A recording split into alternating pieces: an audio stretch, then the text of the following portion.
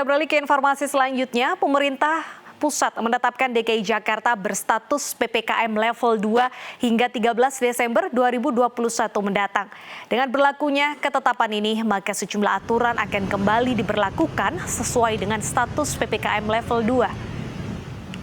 Meski tidak ditemukan adanya lonjakan kasus COVID-19, pemerintah pusat menetapkan ibu kota berstatus PPKM level 2. Ketetapan ini berlaku hingga 13 Desember mendatang dan bertujuan untuk penanggulangan COVID-19.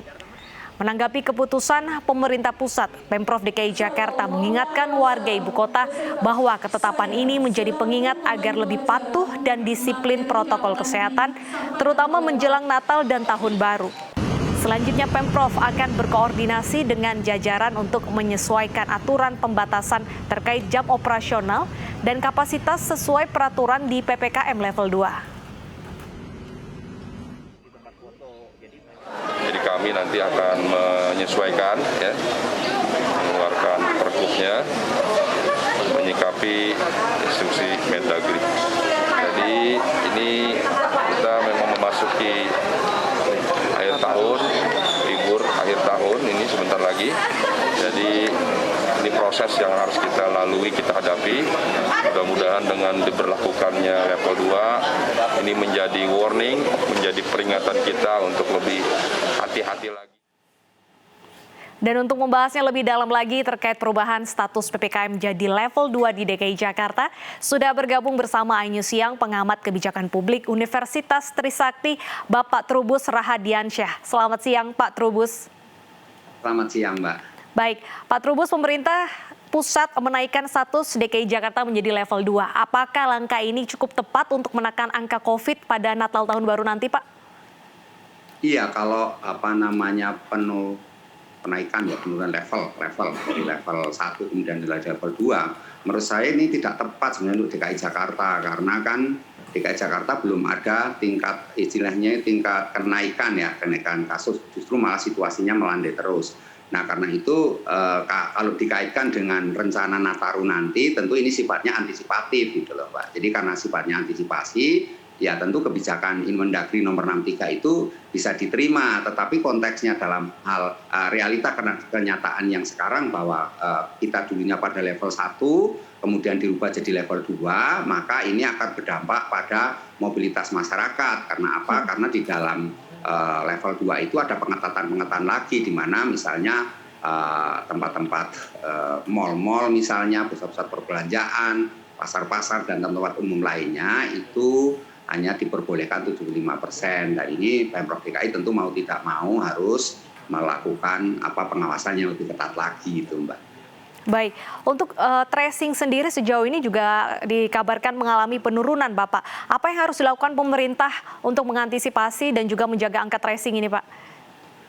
Iya, menurut saya ini memang tracing ini memprihatinkan. Di belakang ini Pemprov DKI sudah kurang serius ya, saya lihat itu kurang serius dalam soal tracing. Padahal ini harusnya tracing ini tetap terus ditingkatkan meskipun kondisinya melandai. Tetapi memang ini bagaimana supaya tetap tracing bisa dilaksanakan. Nah inilah perlunya Pemprov DKI turun ke lapangan lagi dengan skala ini gugus tugas COVID terutama ya, untuk melakukan penelusuran terhadap adanya jenis penularan jenis baru. Karena kekhawatiran kita kan sebenarnya adanya varian baru dari COVID selain Delta, karena Delta ini juga ada Delta AY42 misalnya, atau apalagi sekarang ada varian dari MU atau varian Omikron yang beredar di berbagai negara ya. Ini kekhawatiran kan kita juga Indonesia atau Jakarta akan mengalami seperti itu, dan ini dugaan ini juga sudah berkembang di berbagai media medsos, juga ada banyak itu menyebutkan seperti itu. Oke, Pak Trubus, saat ini vaksinasi sudah digencarkan terutama untuk wilayah DKI Jakarta, hampir seluruh masyarakatnya sudah divaksinasi. Apakah ini kurang cukup kuat untuk mengantisipasi lonjakan Natal Tahun Baru Pak, sehingga harus turun ke level 2? Ya, menurut saya sih sebenarnya sudah cukup mampu Mbak untuk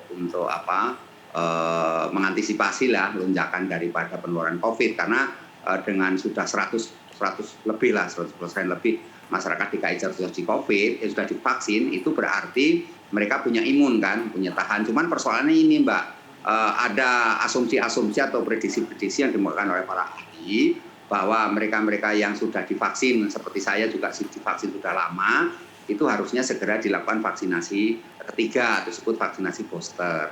Tetapi persoalannya kan sampai hari ini kebijakan itu belum ada, sehingga yang terjadi kita hanya pada vaksin kedua kali. Nah ini memang apakah kemudian nanti ada penularan lagi? Nah ini sebenarnya kita berharap sih tidak, tetapi memang informasi yang berkembang, misalnya jenis varian Omikron itu katanya tembus itu Mbak terhadap vaksinasi yang sudah dilaksanakan sekarang ini gitu. Jadi jenis varian-varian baru dari COVID itu yang diduga akan tetap melemahkan imun yang sudah dimiliki oleh masyarakat DKI Jakarta karena sudah vaksin itu. Oke, jadi daripada hanya berpatok pada status PPKM, lebih baik ada vaksinasi booster seperti itu ya Pak ya? Iya, menurut saya lebih cantik itu Pemprov DKI sekarang melaksanakan saja vaksin booster, sehingga masyarakat itu yang sudah divaksin sejak awal sudah lama itu sudah mendapatkan istilahnya imun lagi, kekebalan lagi, sehingga ketika nanti ada varian baru harus segera masyarakat bisa mengantisipasinya. Yang kedua itu Pemprov DKI harus segera mengatur apakah kita menggunakan vaksin yang sama, misalnya kalau Sinovac lagi, ataukah boleh yang lain, ya sifatnya akan homologis, ya heterologis bukan homologis itu yang sama, kalau heterologis kan yang beda. Apakah beda misalnya setelah Sinovac boleh Pfizer, boleh Moderna, boleh AstraZeneca atau merek yang lainnya, Johnson Johnson sekalipun. Jadi menurut saya ini yang perlu diatur, Mbak. Oke, Pak Trubus, PPKM level 1 di DKI Jakarta ini berlangsung sekitar 27 hari, yang mana banyak sekali aktivitas yang sudah mulai berjalan hampir 100% normal dan saat ini harus dibatasi lagi.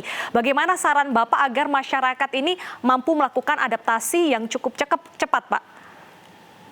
Iya, ini memang tugas berat Pemprov DKI. Caranya ya Pemprov DKI harus melakukan ini Mbak, KIE itu komunikasi, informasi, dan edukasi kepada masyarakat. Itu yang pertama. Jadi melakukan komunikasi bagaimana bahaya akan COVID, apalagi dengan adanya varian-varian baru. Kemudian ada informasi yang real tentang keadaan yang sesungguhnya kepada masyarakat, bagaimana penularan-penularan itu terjadi. Misalnya, yang ketiga tentu ada edukasi kepada masyarakat terkait dengan prokes, dan kemudian juga mendorong juga misalnya kalau ada vaksin yang ketiga.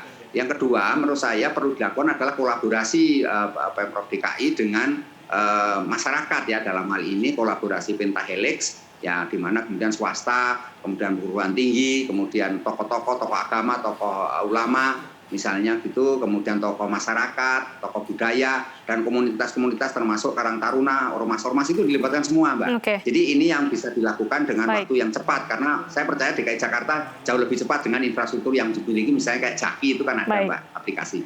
Baik, ada sejumlah saran yang sangat bagus dari Pak Trubus, vaksinasi booster dan juga edukasi tentang bahaya COVID-19 kapanpun walaupun angka COVID sudah melandai. Terima kasih atas waktunya Pak Trubus sudah bergabung bersama kami di iNews Siang.